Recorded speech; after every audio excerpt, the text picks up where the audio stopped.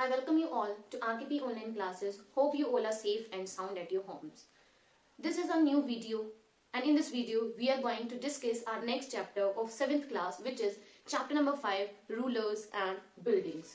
This is the video of class 7, and in this video we will be discussing next chapter, which will be chapter number 5, Rulers and Buildings.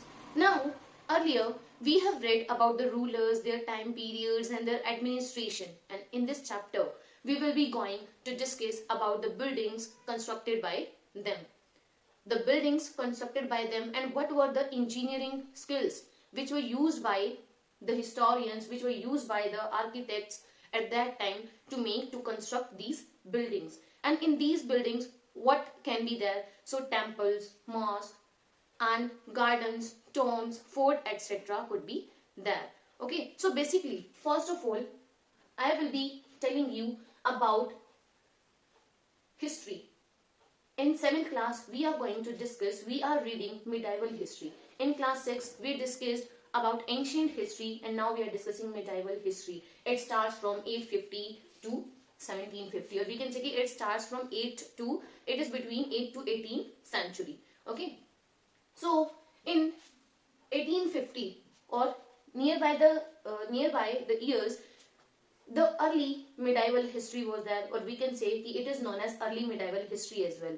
And at that time, the indigenous rulers mean the rulers of our country, the Hindu rulers were ruling at that time in North India. Okay, and after that, when these indigenous rulers were defeated by the Delhi Sultans, then it became Delhi Sultanate. Then after that, the time period is called Delhi Sultanate. It means Delhi Sultanate.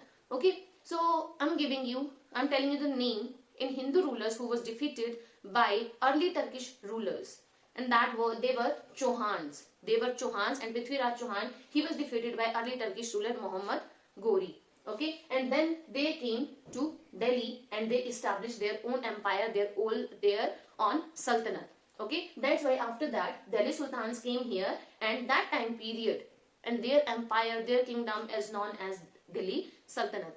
After that, after Delhi Sultans, who was the last Delhi Sultan? We can say that Ibrahim Lodi. Yes, so Ibrahim Lodi, he was from Lodi dynasty, we discussed in previous chapter. He was defeated by Mughal Emperor Babur. If he is defeated by Mughal Emperor Babur, then who will establish the rule there? Obviously, the king who defeated the other king. Yes, it means who won the battle. Yes, so Babur won the battle and he established his empire, and that's why this was called Mughal Empire. This is about introduction of our chapter. Okay, and now we will be going to discuss about what is the theme of the chapter. What is the theme of the chapter? And here Hindu rulers, I told you right now that here Hindu rulers were ruling and they constructed temples. Then Delhi Sultans, Turkish ruler came here and they started constructing mosques. And in Mughal Empire, Mughal emperors started constructing gardens, tombs and forts. Then what is the theme of the chapter? So we are reading medieval history. And in chapter number 2, it was given how the Chola Empire flourished in South India. When in North India, there were early Hindu rulers were ruling, and after Delhi Sultans came there, at that time, we can say in South India, Cholas were ruling. Okay, Cholas rulers were ruling. Then in chapter number 3, we discuss about Delhi Sultanate, about Delhi Sultan, and in chapter number 4, we discuss regarding Mughal Empire. Yes, the rulers who ruled here, they not only just ruled here, they not only just defeated the others, but also constructed the buildings, the temples, the forts and the tombs, gardens, etc. in their time rule, in their ruling period. So as they were, why they constructed the temples, mosques, etc. Because we can say at that time they were the symbols of power and wealth. Wealth means money. Okay, so at that time no such type of technologies were there which are now available at this time. Yes, so at that time we can't say that the large holes were made, or some havelis they were living in the havelis, they were living in such big areas, but we can say there were some reasons, there were some ways by which they could spend their money, to get the support of the people who were living there. Yes, and what was it? By constructing the temples, they could get the support of indigenous people who was ruling there, who was living there. Yes, so they started constructed temples and mosques. Now we will be going to discuss about the differences that came in this chapter. We are going to discuss about the differences that came in the culture of different regions at the different times. Okay, like what was the type of culture in early medieval history, then when Delhi Sultans come here, when Delhi, at the time period of Delhi Sultanate, what was the type of culture here, and then in the during the Mughal Empire. It means what was new in their construction, we will come to know in this chapter, and which was different to Mughal period than the Delhi Sultanate. It means the construction style was different in each and every ruler's period. Yes, so we are to interrelate all these things. So we are going to discuss about all these in our chapter. So this was the theme of the chapter. Now what is the significance, what is the importance of its history? How we are discussing about buildings, what is its importance, what is its significance? So what is the main point? That is, if we come to know, if we know about the buildings, first thing that we come to know, that is the culture, that is the techniques, that is the construction work which was going on there. What were the techniques and what was the architectural development of that time? It means what was the architecture which was started from here and goes till here. Yes, so it's not, now we can say it's not that much practically easily possible to make the Taj Mahal like buildings again. We can make now, okay, because we have so many technologies in these days. But don't you don't you think at that time, when the resources were lesser than today, still they constructing that grand buildings, forts, tombs, etc.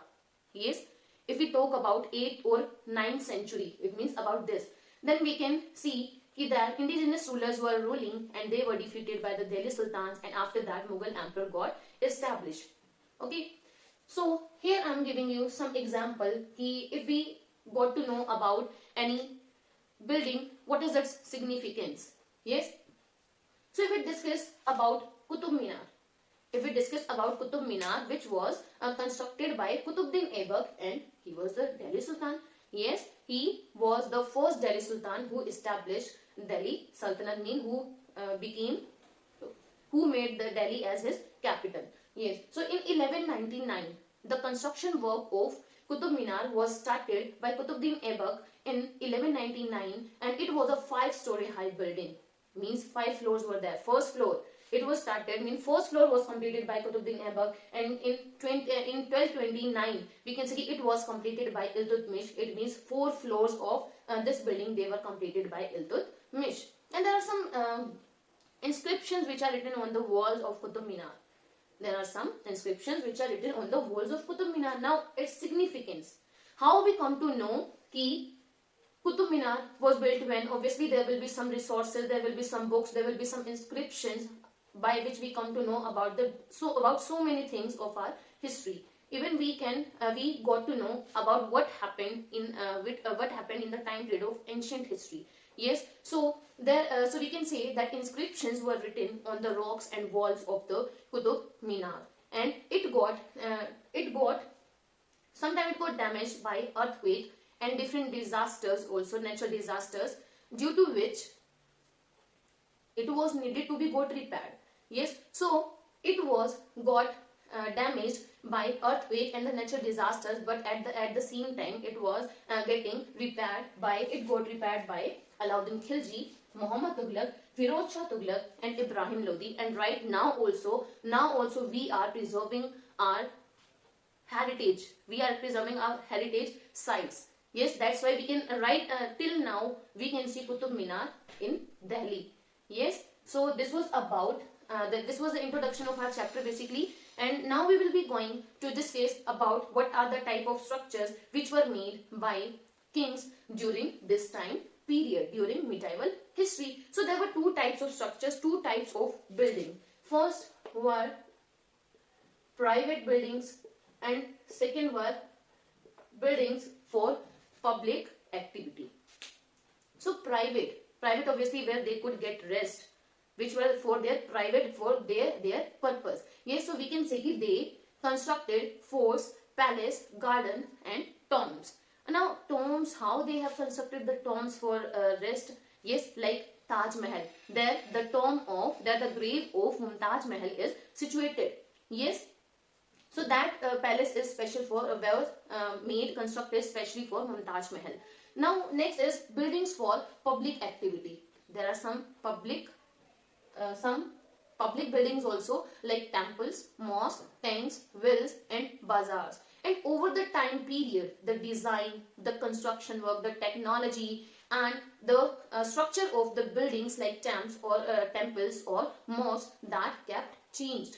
Yes, so construction activity, it means constructing the different buildings. It was not only done by the rulers, it was done by the merchants as well.